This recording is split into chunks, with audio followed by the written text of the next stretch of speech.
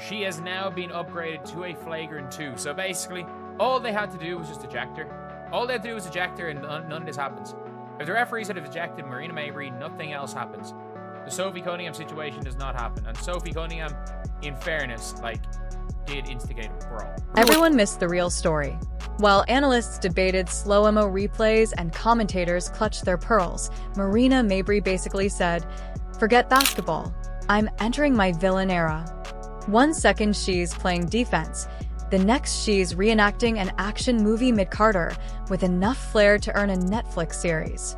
Now the league's calling it a Flagrant 2 and talking suspensions like it's Survivor WNBA edition.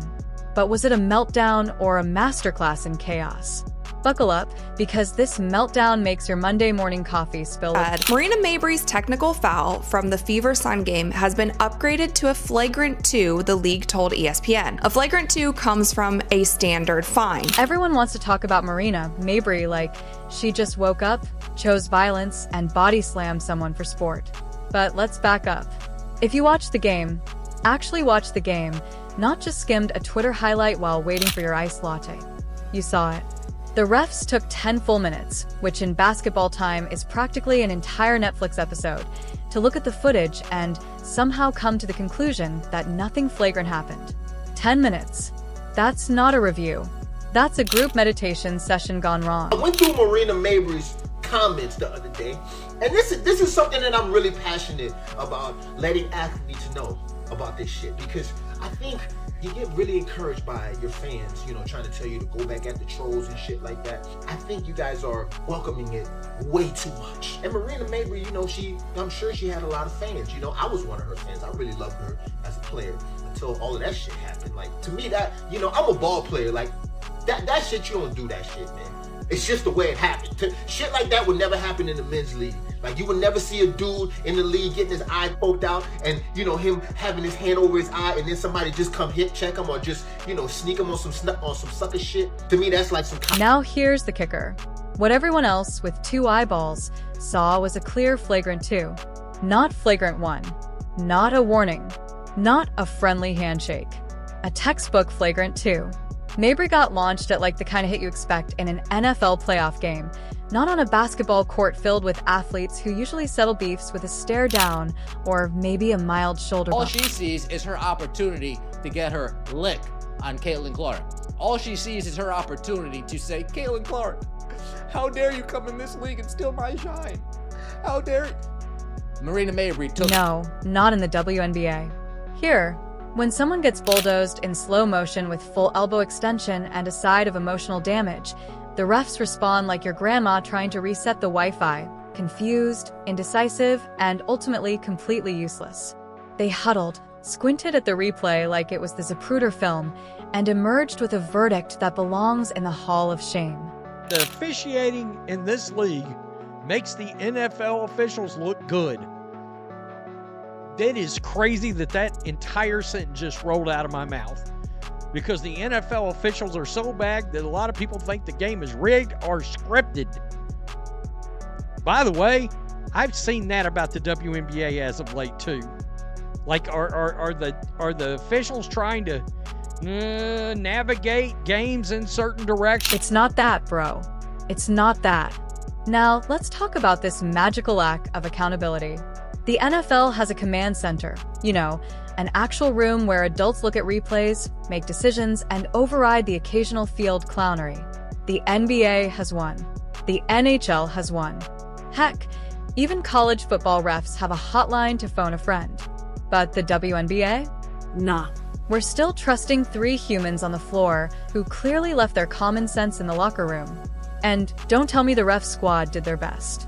Their best apparently includes missing open hand swipes, ignoring intentional collisions, and rewatching the same clip for 10 minutes before deciding that yes, maybe Marina's face simply chose to violently meet an elbow. Self-inflicted. Clearly. This is where we demand the commissioner show up, and not in a press release or some diplomatic non-apology on a podcast. We're talking full accountability.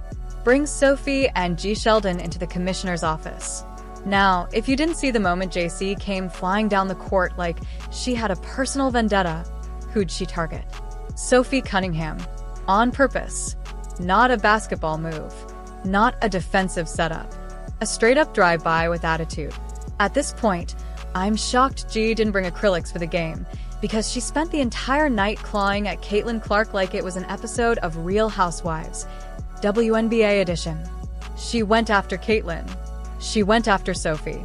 And when someone finally gave it back, cue the tears, cue the drama, cue the refs suddenly discovering their empathy module. Tell y'all something, man. The WNBA need to cut this shit out, man. They need to cut this shit out immediately, man. That girl, whatever the hell her name is, I'm gonna call her Jane Doe. That's how much pub she get on this channel. Jane Doe. Jane Doe was fouling Caitlin Clark all goddamn night, bruh. Hitting her all in the face, smacking her all in her face, man. It's okay to play tough defense, man. But fouling, this ain't rugby, bruh. This ain't, this not that, bro. It's not. There needs to be a reckoning, not a politely worded memo.